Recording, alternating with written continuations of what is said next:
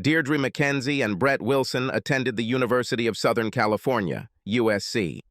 Deirdre received a half-tuition scholarship and several scholarships and awards from the theater department that fully covered the cost of tuition, and Brett received a full scholarship to volleyball.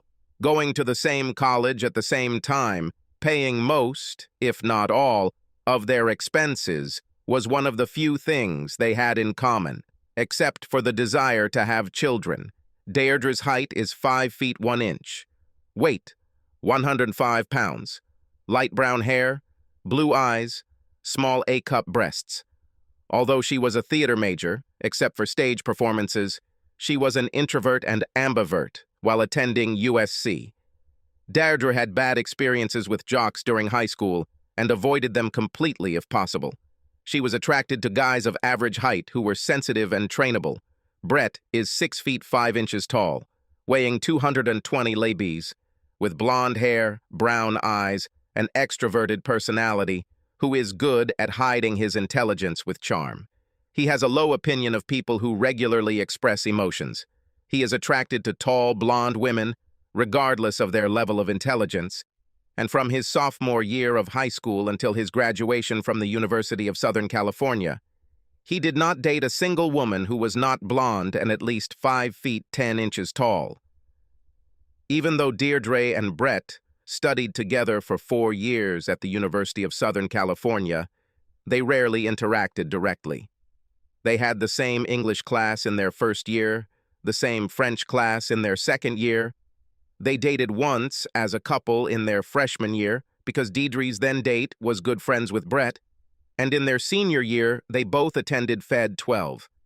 Brett was taking a class to help recover from an injury, and Deirdre got there by mistake, thinking she was signing up for Fed 120B, regular yoga, but saw no reason to transfer since most of her classmates were women, and Brett, a wrestler and football player, was the only one male. They had one unusual experience that they shared. During Parents' Weekend in their junior year, they sat at the same table during lunch, and their parents seemed to be very friendly with each other. Also, Brett's mother talked a lot to Deirdre, and Deirdre talked to Brett. After dinner, Brett's mother asked about Deirdre. "Deirdre seems like a very smart and attractive young girl, Brett. Have you ever met her?" "Come on, Mom. You know I only like tall, blonde, busty women like you," he grumbled, blushing slightly at first. "You're terrible," his mother sneered, hitting him on the arm. At the same time that Brett's mom was talking to him, Deirdre's mom was talking to her. "Brett seems like a very nice, handsome young man. Have you met him?" After an initial slight blush, Deirdre replied, "Mom, you know that I don't date jocks." "It's a pity," Deirdre's mother replied. "He would have been a great catch." "But I'm not a hunter, Mom," Deirdre laughed. Given their personalities, tendencies, likes, and dislikes, it seemed ironic that during the last half of their junior and senior years, even though Deirdre had difficulty seeing the audience from the stage, she could have sworn she saw Brett at least 4 times during stage appearances in plays in which she had a leading or starring role, and during at least 5 home volleyball matches. Brett was absolutely sure that he saw Deirdre in the crowd, and he even asked one of his friends to secretly give her ticket to the sold-out final game of the year, which was the de facto conference championship. Brett and Deirdre seemed to briefly gaze into each other's eyes whenever they were close. Both looked confused and perhaps awkward. About 16 months after graduating from university, Brett married Cheryl, a 5'11" blonde, busty who graduated from UC at the same time as him, and Deirdre married Kent Carlson, her UC boyfriend of 18 months, who had just finished graduate school at UC Business School, a sensitive 5'8" guy. Brett was entrepreneurial, and soon after graduating from university, he started a business selling electronic goods. Cheryl was his first employee and ended up with 5% of the business before they became romantically involved. Because they were smart, hardworking, and pleasant people, the business quickly became successful. Before the wedding, they agreed to have at least 2 children, although Cheryl seemed less interested in this than Brett. However, Brett was, as Deirdre's mother noted, a great find, and not wanting to risk him losing interest in her, she agreed with a smile, and also agreed to a prenuptial agreement that released Brett's 95% share of the business from community ownership. Brett enjoyed his married life, except for fleeting bouts of guilt after sex with Cheryl, when he didn't think about her during the climax, especially since those climaxes were the most intense of his life. He maintained good physical condition by exercising almost daily and playing in an amateur volleyball league. It turned out that Kent also had good entrepreneurial instincts, and for 3 years after his marriage to Deirdre, his business appeared to be successful. Deirdre was able to continue her career in the theater, and although it did not bring much economic benefit, it did bring spiritual satisfaction. Her only disappointment was that Kent was not as supportive of her career as she thought and seemed to want her to either get a well-paying job or just do volunteer work. Apart from Kent's lack of support for her career, Deirdre enjoyed her married life, except for fleeting bouts of guilt after sex with Kent, when she did not think about him during climaxes, especially since these climaxes were the most intense in her life. Although she did not play sports and did not want to participate in competitions, she maintained good physical shape by doing independent activities almost daily, including cycling, jogging, athletics, and aerobics. Brett and Deirdre were 26 years old when Kent and Cheryl attended the same conference in Carmel-by-the-Sea, California, an almost idyllic location in Monterey County. Although Brett and Cheryl worked for the same company, only Cheryl was interested in the topic of the conference. But Brett worked a lot and needed rest, so 3 or 4 days in such a picturesque place was attractive to him. Deirdre was busy between shows, but the Cat Theater in Carmel asked her to talk to them about the possibility of holding workshops for community theater members in the future, so Deirdre was happy to accompany Kent to Carmel. It was the morning of the second day of the conference that Kent and Cheryl were attending, when Brett and Deirdre literally bumped into each other as they left the same luxury hotel they were staying at. Catching her to keep her from falling, Brett smiled widely and said, "Deirdre Mackenzie, it's you, isn't it?"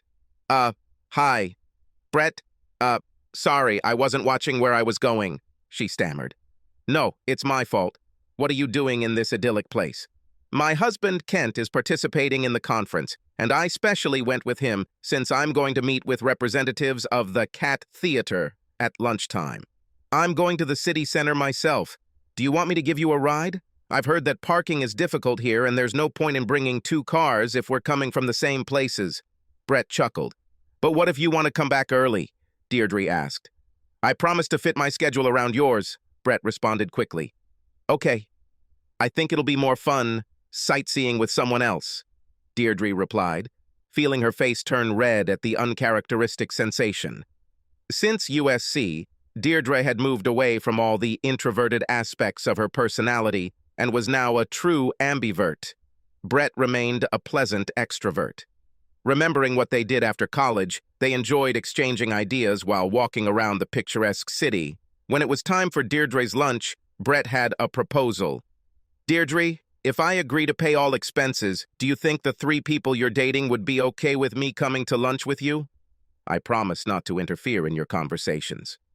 "We can ask," she beamed. "Where do you meet them?" "In Cat. It's about 2 blocks from here." When they arrived at the Cat, they were greeted by 3 members of the board of directors, and they gladly accepted Brett's invitation, as long as the divvy, where they had a dinner reservation, could accommodate 1 more. When it turned out that this was not a problem, Brett was seated at a round table across from Deirdre so that she could sit between the 2 board members. After the initial pleasantries, Brett primarily watched and listened as Deirdre stunned the council members with her expertise and suggestions, and Brett was extremely impressed by her composure, and something else that could not be expressed in the form of clear thoughts, let alone words. The same problem Brett had with Deirdre at USC. After an enjoyable 90-minute lunch, diners headed to the Cat so the board members could give Deirdre a tour, with Brett walking alongside. After the tour, Deirdre took Brett's hand and said, "Thank you for lunch. And I hope that our conversation about the theater was not too boring for you. I like it. I learned a lot today, and I am sure that I will be able to appreciate plays more in the future," he replied. "Did you like the plays in which I played at the University of California?" Deirdre blurted out before she even caught herself. In fact, she had no desire to tell Brett that she had seen him in the audience at several performances. Brett's answer was even more awkward than Deirdre's question. They both blushed as he stuttered, "Yes, well, I think, I went with my companion to, a couple of performances at school, yes. You were really great." Deirdre quickly changed the subject. "Since you supported me, let's now go wherever you want." Taking his hand, she led him away from the cat. They ended up going on a 2-hour walking tour, which they both enjoyed, with several other tourists from England and Germany, and soon after it ended, they had to return to the hotel to meet their spouses after the conference day ended and have dinner that evening. During the return trip, both Brett and Deirdre seemed thoughtful. Finally, Brett asked, "Would you like to go to the beach tomorrow and rent kayaks and surfboards while our spouses are at meetings?" "Of course. With pleasure," Deirdre smiled. "Maybe we can meet in my car at 9 a.m., Brett suggested. "Sounds great," Deirdre smiled. After they got out of Brett's car, Deirdre said, "Thanks for the great time, Brett." And then she stood on her tiptoes and kissed him on the cheek. After dinner and dancing, in different places and with different participants, Brett and Deirdre retired with their spouses to their luxurious apartment. Neither Cheryl nor Kent knew what was happening to them, as Brett and Deirdre attacked them with the readiness of newlyweds, resulting in all four of them having a great night's sleep. The next morning, Deirdre and Brett met at 8:55, both looking forward to the start of the day. On the beach, they kayaks and paddleboarded, having a great time. When 11:30 arrived, they had a quick lunch at a hut near the beach and lay on the sand for about an hour to digest their food. At the end of this time, Deirdre, in her bikini, which Brett's bulging eyes behind his reflective sunglasses really liked, asked, "What else would you like to do today, Brett?" Something seemed to click in Brett's head. He slowly took off his sunglasses, looking at Deirdre. Then he took her hands in his, sighed heavily, and said, "I promised myself 5 years ago that if I ever got a chance like this, I would ask. Even if you end up hating me, I have to take this chance. More than anything in the world, I would like to have sex with you." Brett was prepared for almost any answer other than the one he received. After at least a minute's delay, with Brett and Deirdre looking at each other in silence, Deirdre replied, "Not on the beach? We need a hotel room, but not the one we stay in with our spouses." Brett kissed her quickly on the lips and then said, "Pack your things." 15 minutes and a few awkward glances at each other later, they found themselves in the motel room closest to the beach.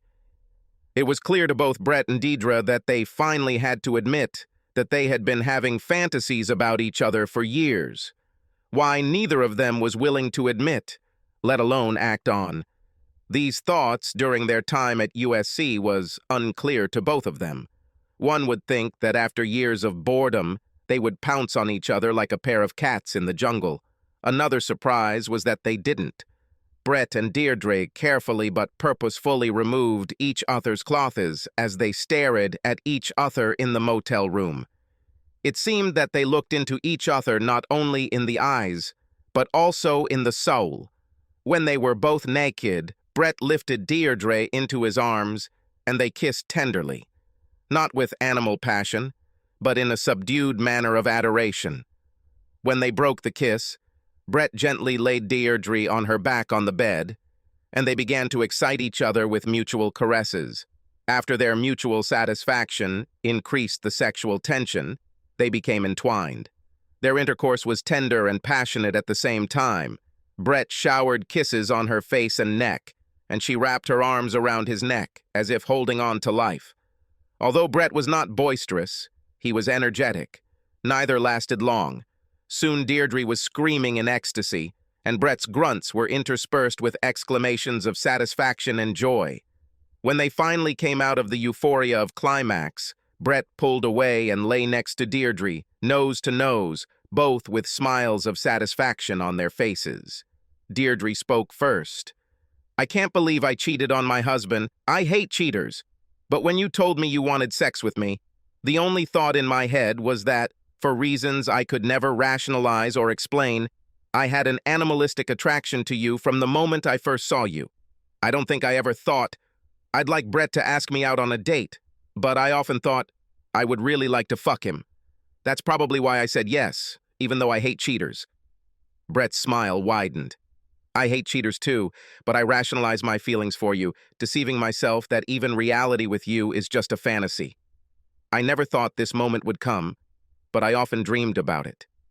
My feelings for you are so complicated that they are unreal.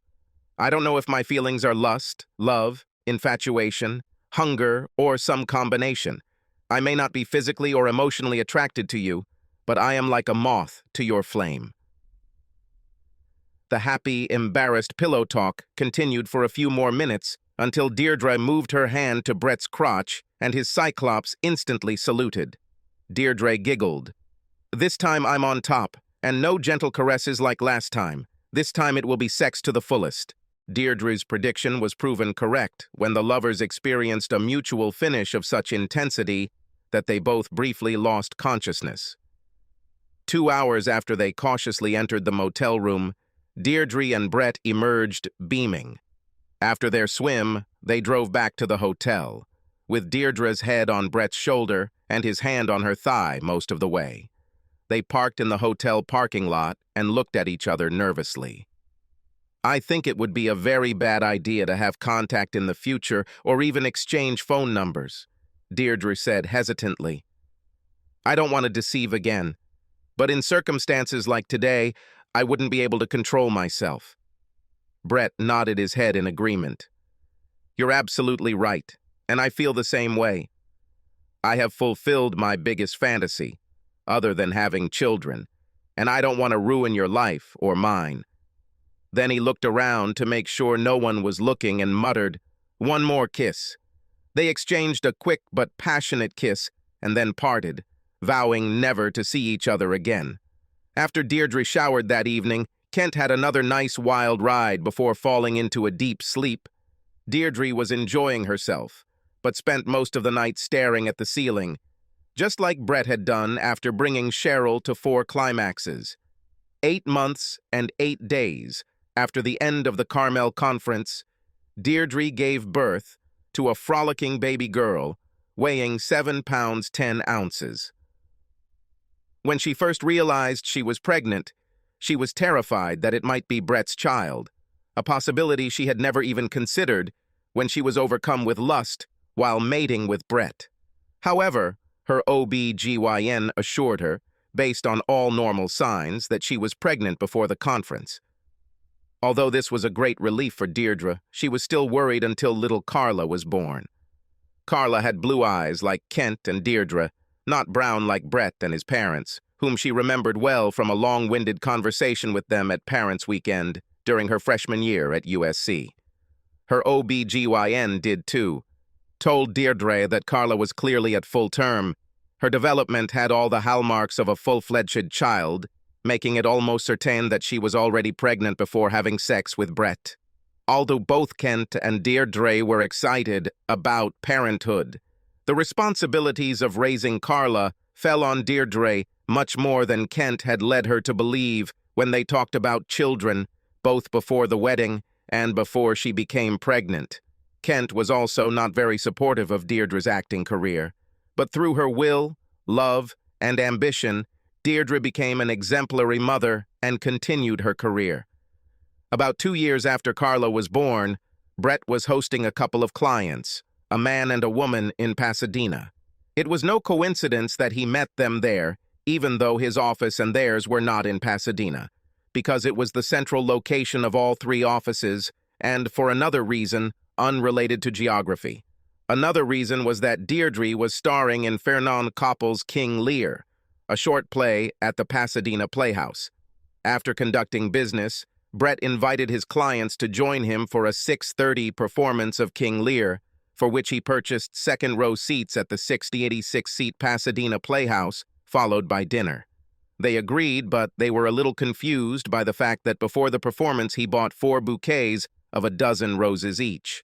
As usual, Deirdre gave a wonderful performance as Liz Rico and received a standing ovation at curtain time. After the performance, holding roses, a dozen for each of the 3 women in the cast and the female director, Brett led his excited but wary clients backstage. Brett said to the security guard, "I would like to see the director. I have flowers for her and the women from the cast." This was a bit unusual for a board guard, but it was a change of scenery. So he agreed with Brett and soon returned with the director.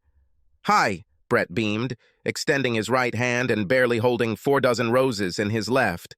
"I'm a friend of Deirdre Mackenzie and would like to see her and congratulate her on her outstanding performance, as well as give a dozen roses to you, her and the 2 other ladies involved in performance for a stunning evening of entertainment."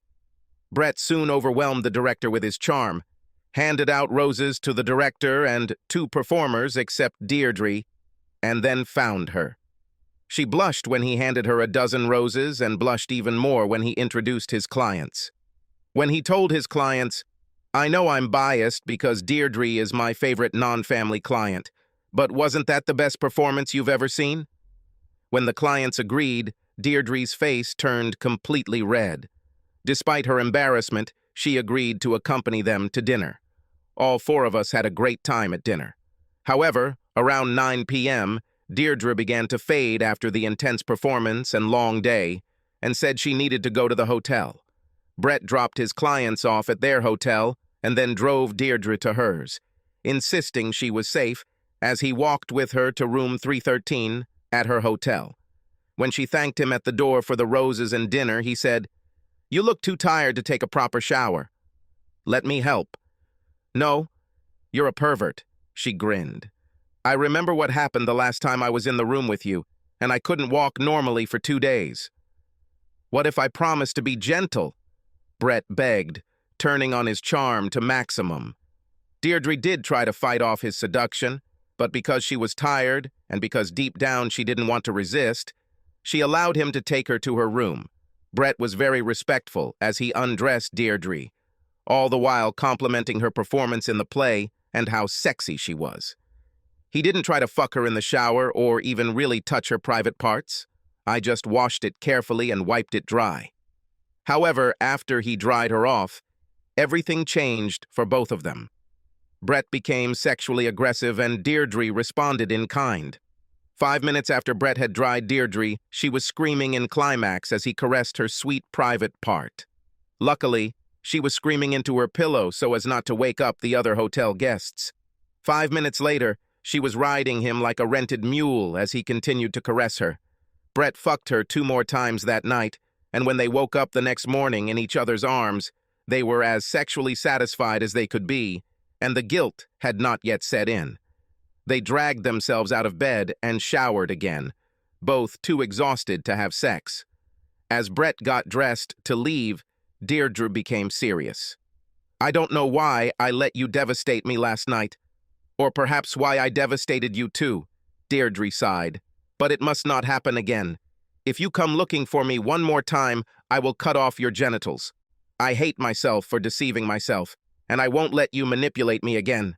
With steely determination in her eyes, she looked at Brett and said in a fake Italian accent, "Understand? You understand?" In Italian. "You're the best sex I've ever had in my life, but I understand, Capir. I feel guilty too, but I'm not sorry. I just regret not meeting you at USC. I know you were interested." After some delay and reddening of her cheeks, Deirdre replied, "Bullshit." "Then why did you come to my volleyball matches?" He grinned. "Because you came to my performances," she chuckled in response. Brett tried to kiss her goodbye, but she pushed him away. "I can't kiss you again," she muttered. "It's too dangerous." Brett squeezed her shoulder, smiled, and left the room. Deirdre had to take a nap before heading to the Pasadena Playhouse for the next evening's performance, the last of the short performances, and she was trying her best to put Brett out of her mind. As she and Kent tried to have another child, Deirdre was thrilled when she found out she was pregnant 4 weeks later. Again, she had slight concerns because Brett and she had sex without a condom, but 2 weeks before she had sex with Kent several times when she was in her fertile period, and that night with Brett she was not in her fertile period. period. Once again, her OB/GYN assured her, based on all normal signs, that she was pregnant prior to the night of debauchery with Brett, although apparently she did not tell the doctor about the encounter. Although it was a big relief for Deirdre, she was still worried until big boy Blake was born. Deirdre was relieved when Blake had blue eyes like Kent and Deirdre, rather than brown eyes like Brett and his parents. Her OB/GYN also told Deirdre that Blake was apparently born full-term and had developed all the hallmarks of a full-term baby, making it nearly impossible for Deirdre to believe that she wasn't already pregnant when she had sex with Brett. Deirdre and Brett's lives continued without further contact for almost 2 years before 2 life-changing events occurred, one affecting each of them. Brett was very concerned that Cheryl couldn't get pregnant even though they had been trying for years. Having children was one of Brett's main goals in life, and not having them made him feel like a failure despite his success in business. She and Cheryl were tested and were quite capable of conceiving a child, but for some reason it never happened. Cheryl was on a business trip when Brett needed to track down some charges on a business credit card he and Cheryl had. He knew she kept notes in a drawer in her office, but he didn't know which one. There was nothing of interest in the unlocked drawers, but after he found the key to the locked drawer and opened it, he found several folders related to credit cards. After finding out the information he needed, he put the business credit card folder back and saw a folder for a card he didn't recognize. He took it, opened it, and his life changed.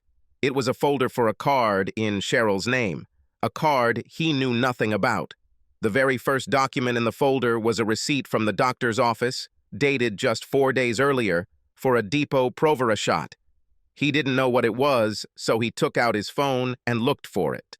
To his shock, he discovered that it was a well-known trade name for medroxyprogesterone acetate, a contraceptive injection containing the hormone progestin, and that Depo-Provera was given as an injection every 3 months to prevent pregnancy. Panicking, Brett dug into his credit card bills for the receipt and discovered a bill from the same doctor for the same amount as the first receipt, approximately every 3 months for the past 2+ years. "This bitch lied to me that she wanted children while still taking birth control," he screamed out loud. Brett didn't know what angered him more, the lies or the wasted time trying to conceive. Brett is a responsible guy. He immediately called Cheryl on her cell phone, told her as calmly as possible what he had discovered, and then said, "Get a lawyer, bitch. The divorce papers will be filed before you get home." Cheryl, desperate, returned on the first plane, but it was too late. The locks and codes on the house and garage had been changed, and even though it had only been 16 hours since Brett's call, his lawyer had acted quickly, and the divorce papers had already been filed.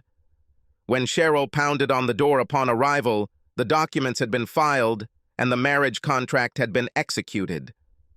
The divorce papers also included a letter from Brett terminating her employment and a check for a year's severance pay, according to her employment contract. Despite Cheryl's attorney's efforts to obtain court-ordered counseling, Brett never spoke to her in person again. During the 6 months that the divorce case lasted, Brett negotiated with several other companies to buy his business and sold it for millions of dollars by the time the ink was dry on the divorce decree. About a month after Brett found the receipt for Cheryl's birth control shot, Deirdre suffered a devastating loss. Her husband, Kent, was going on a business trip to the same place where his parents were flying on vacation on his father's private jet. Deirdre begged Kent to take a commercial flight as she was less than thrilled with her father-in-law's flying abilities, and there was a chance of bad weather on the day they were due to fly. However, Kent brushed aside her concerns and flew with his parents. The tragedy that Deirdre tried to protect herself from happened. The plane crashed during a storm, killing Kent and both of his parents. Unfortunately, Kent did not have as much life insurance and savings as Deirdre thought, so her economic situation, although not bad, was not easy. She put more effort into pursuing her acting career, and luckily her parents lived nearby and were very helpful with the children. At 8:30 on a Wednesday morning, 6 months and 2 days after Kent's death, there was a knock on Deirdre's door. Precocious and recently turned 5, Carla, despite her mother's insistence that she never do so, opened the door to see a tall, blond man standing there. After the initial shock of both the fact that a 5-year-old girl answered the door and her appearance, Brett found his voice and said, "Hello, young lady. Is your mother home?" "Who are you?" asked the little girl articulately. "I'm Carla, and I just turned 5 years old." "Well, 5-year-old Carla, please tell your mom that Brett Wilson has come and I'd like to talk to her." He smiled. At that moment, Brett heard a noise behind Carla and Deirdre's voice. "Carla, I asked you not to open the door." And the sound of footsteps. A few seconds later, Deirdre appeared in the open door in shorts and a t-shirt, no makeup, with disheveled hair, with 2-year-old Blake in her arms. Brett thought she looked amazing. "Brett?" a frightened Deirdre screamed, and then, stuttering, asked, "What, are you doing, what, here?" Which Brett interpreted as, "Why are you here?"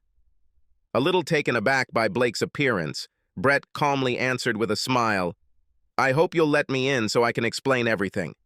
I'm just trying. I need to get ready for an audition, and I can't find a babysitter," she stuttered. "Maybe I can help." He smiled, and then carefully walked past her and the children into the house. Deirdre was clearly embarrassed by her disheveled appearance and agitated by the circumstances, but was eventually able to explain that her nanny had canceled the appointment last night. Her mother had agreed to come today, but had woken up sick and did not want to infect the children. "When do you need to either confirm an audition or cancel it?" Brett asked calmly. "By noon," she answered. "Then let's see if I can establish contact with your children by then, and if so, then I can watch them," he continued. Deirdre was stunned, but wasn't sure she wanted to turn it down, as she really wanted the role she was auditioning for. He convinced her to at least think about it. As he continued, "In the meantime, I can help you prepare breakfast for them and tell them why I'm here." Okay, maybe," Deirdre replied.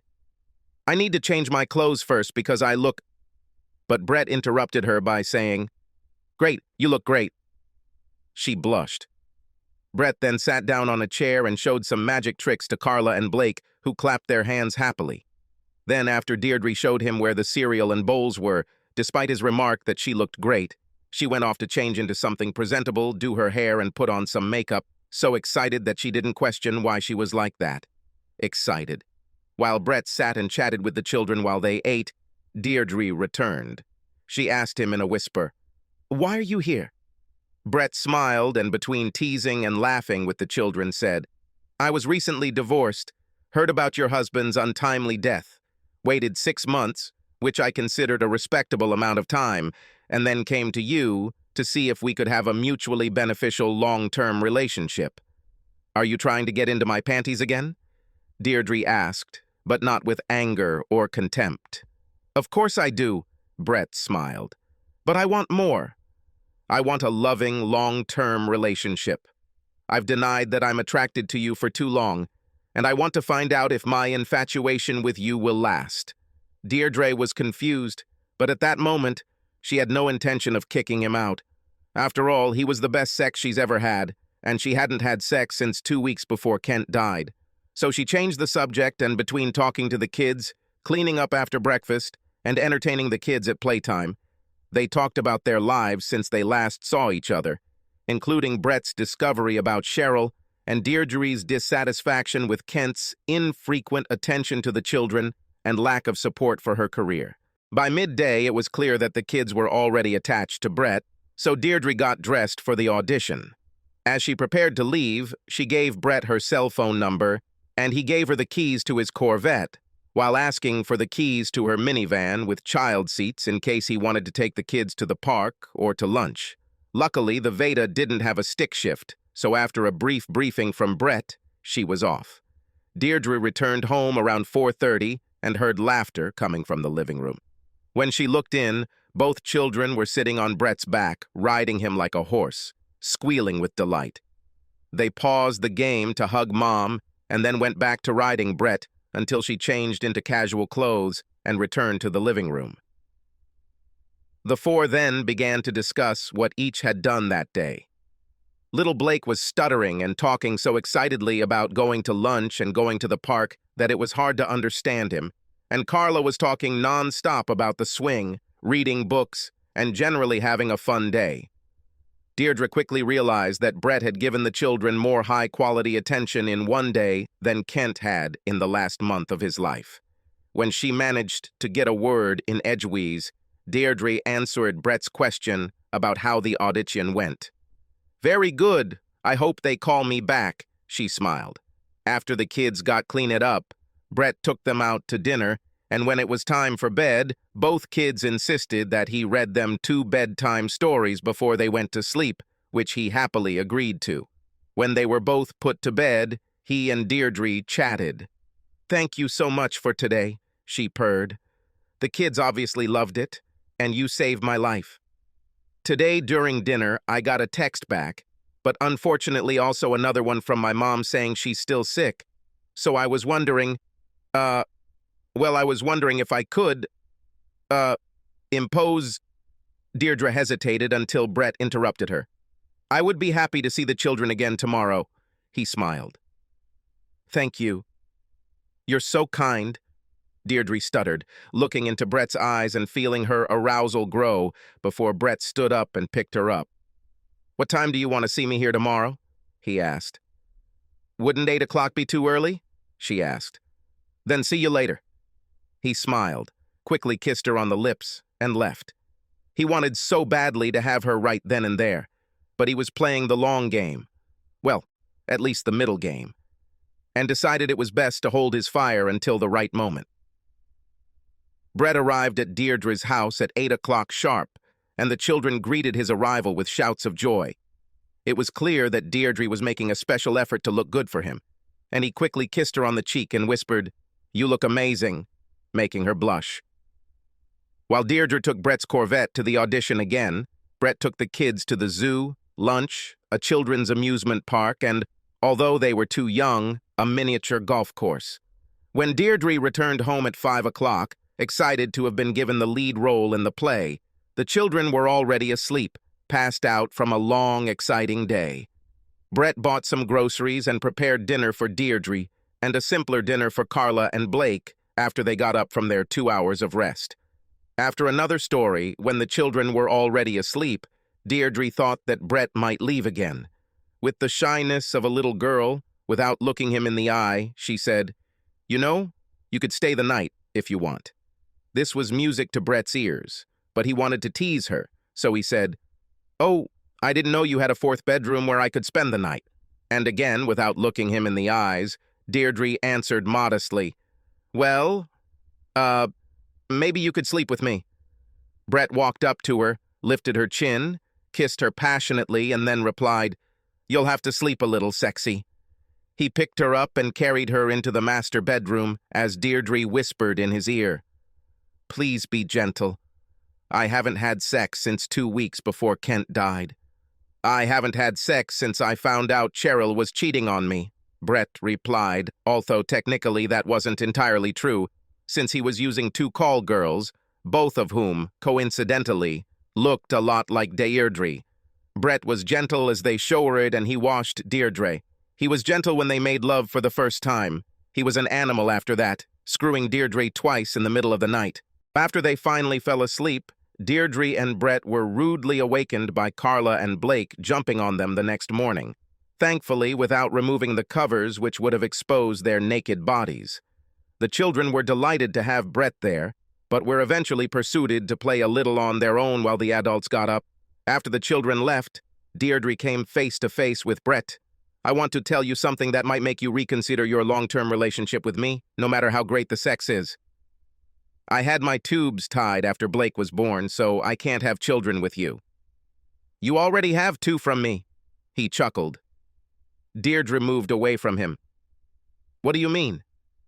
"I mean, I'm Carla and Blake's biological father, that's what." "Why do you think so?" asked the amazed Deirdre. Because all paternal family members have distinctive earlobes. Look at mine and compare them with your children's, he laughed. Deirdre actually looked at them and touched them with her hands. They are similar, but this is nonsense. My children have blue eyes, and you and both your parents, I met them, remember, have brown eyes, so biologically they cannot be yours. My biological mother had blue eyes, Brett chuckled. Although Katie is a great mother and the only one I knew, my biological mother died when I was 2 years old. Since she had blue eyes, I have the recessive blue gene, and there is a 50-50 chance that our children will have blue eyes. Therefore, with your permission, I would like to do a DNA test to confirm that I am the biological father. A chill ran down Deirdre's spine. Brett kissed her and said, "Think about it. Wouldn't it be great if I was their biological father in addition to the adopted one I intend to become? Because I won't let you leave me." With that, he stood up, took a quick shower, and then went to make the kids, with Carla's enthusiastic help, blueberry pancakes for breakfast. Deirdre came into the kitchen with a shocked look on her face, just as everyone was finishing breakfast, although Brett was still keeping the pan hot and had prepared a couple more pancakes for her. Before lunch, the whole family went on a tour, and then Brett insisted that they go into the laboratory. Deirdre agreed. When the children and Brett had their cheeks swabbed, Brett paid for expedited DNA testing and agreed that the results would be emailed, and then read back to him and Deirdre. When they returned to Deirdre's house, much to Deirdre and the children's dismay, Brett said he needed to leave for a few days to complete the sale of his business and prepare the house for sale. "I'll sell it, even if you don't let me move in with you," he told Deirdre, "but it's certainly what I want. Once the DNA results come back, we can test each other for a few months, and if we're half as compatible outside of bed as we are in bed, I'll want a permanent relationship with you." A shocked Deirdre could only nod her head as he kissed her passionately, hugged and kissed each of the children, and then waved as he drove off in his Corvette.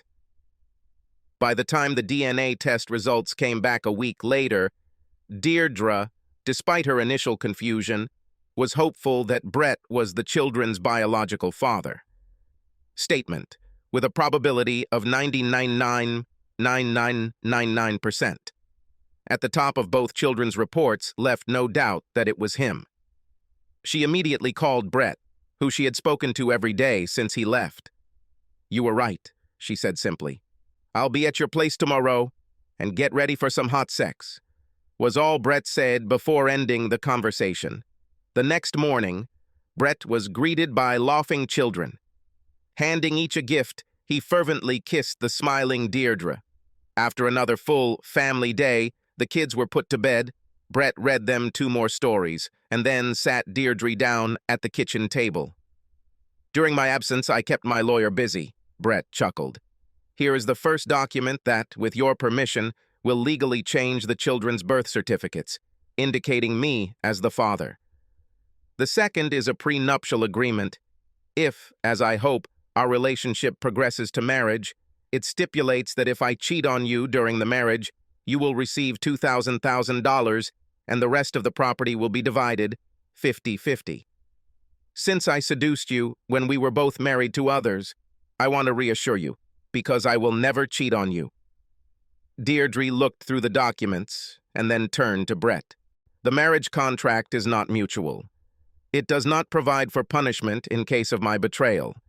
It needs to be revised to say that if I cheat, you will receive $2,000 of your money separately from the common property before everything is split 50-50. Now take me to bed so we can finalize these transactions and start determining, is our relationship long-term?" After 5 months of marriage, during which the children and Deirdre were the happiest they had ever been, she began to hint at receiving the jewels.